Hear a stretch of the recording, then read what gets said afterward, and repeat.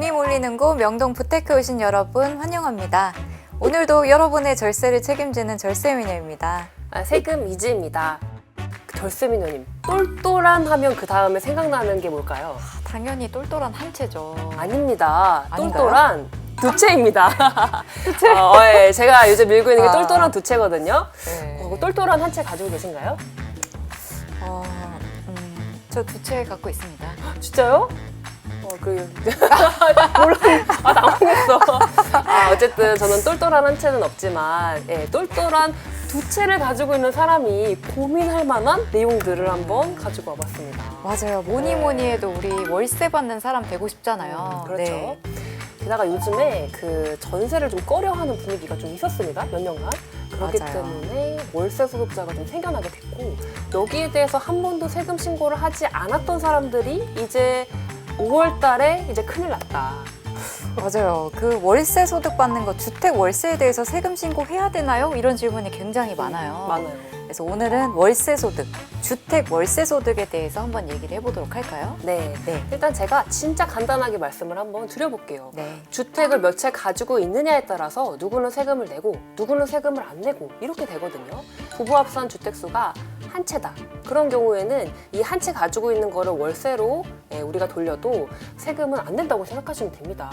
근데 만약에 12억 원을 기준 시가로 초과하는 주택이 있다면, 근데 그 1세대 1주택자가 월세 소득이 있다. 그런 경우에는 한 주택만 있어도 세금 신고를 해야 됩니다. 네.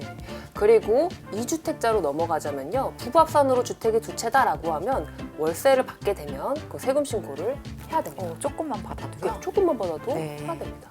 그리고 부부 합산으로 주택이 세 채다. 똘똘한 세 채면 좋겠죠?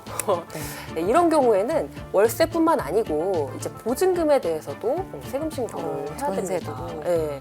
근데 다만 넓지 않은 그러니까 소형 주택에 대한 그 보증금은요 주택수에서 이렇게 떼주는 그런 또 특례가 있기는 있습니다.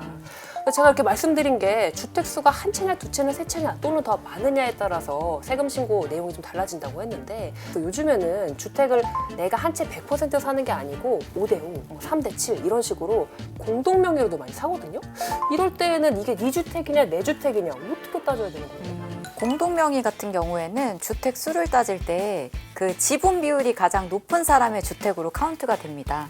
예를 들어 7대3, 6대4 이렇게 됐을 경우에는 7에 해당하는 사람, 6에 해당하는 사람의 주택수에 들어가는 거죠. 네, 그리고 이때 그 5대5 같은 경우, 지분 비율이 똑같은 경우에는 미리 정하지 않으면 각각의 주택수를 들어가지만 대표자 1인을 지정해서 그 사람의 주택수로만 지정을 할 수도 있습니다. 조금 헷갈리실 것 같아서 제가 사례를 하나 준비했는데요. 이 표를 한번 보시면요. 김우리 씨가 있고 박머니 씨가 있고 최부자 씨가 있습니다. 이분들이 주택을 같이 공동 보유를 하신 케이스를 준비해 봤는데요. 우리 김우리 씨 같은 경우에는 주택 수를 따졌을 때 몇 채가 될까요? 딱 봐도 네 채입니다. 그쵸. 서울, 부산, 대구, 인천 각지의 주택을 갖고 계신데 사실 그 지분을 가장 높게 갖고 있는 주택은 하나도 없습니다. 그렇기 때문에 이분은 주택이 0채예요. 주택 임대소득으로 따졌을 때 0채이기 때문에 월세 소득은 이분은 과세가 안 된다라고 보면 됩니다. 네. 물론 여기에서 예외 조항이 있는데요. 주택에서 발생하는 지분율에 해당하는 수입 금액이 연간 600만 원 이상이 되거나 또 내가 소유하는 지분이 30% 초과하는데 이 주택 자체가 고가주택에 해당한다라고 했을 경우에는 이 소득에 대해서는 주택수에 포함이 된다라고 보시면 되겠습니다. 이분은 뭐 하시는 분일까요? 전국에 집이 다 있네. 그 있잖아요. 서울, 대전, 대구, 부산, 그 사례인가요 혹시? 거기 나오는 분이신가? 그 노래를 알면 조금 나이가 있으신 거 아시다시피 MZ 세대니까. M이죠? 예. 그리고 또 월세 하면은 오피스텔이잖아요. 오피스텔 투자하면서 월세 받으신 분들 굉장히 많으신데 오피스텔에서 받는 월세, 얘도 주택 임대 소득에 들어가나요? 이거 굉장히 많이 물어봐 주시는 질문 중에 하나입니다. 이게 오피스텔의 특징 때문에 그런 건데요. 오피스텔은 주거용으로 임대를 줄 수도 있고 아니면 사무실로 임대를 줘도 됩니다. 그러니까 실질적으로 주거용으로 임대를 준 경우에는 주택 임대소득에 포함이 됩니다. 반면 사무실로 임대를 준 경우에는요, 주택임대소득에 들어가진 않고 일반적인 임대소득인 사업소득으로 들어간다라고 보시면 됩니다.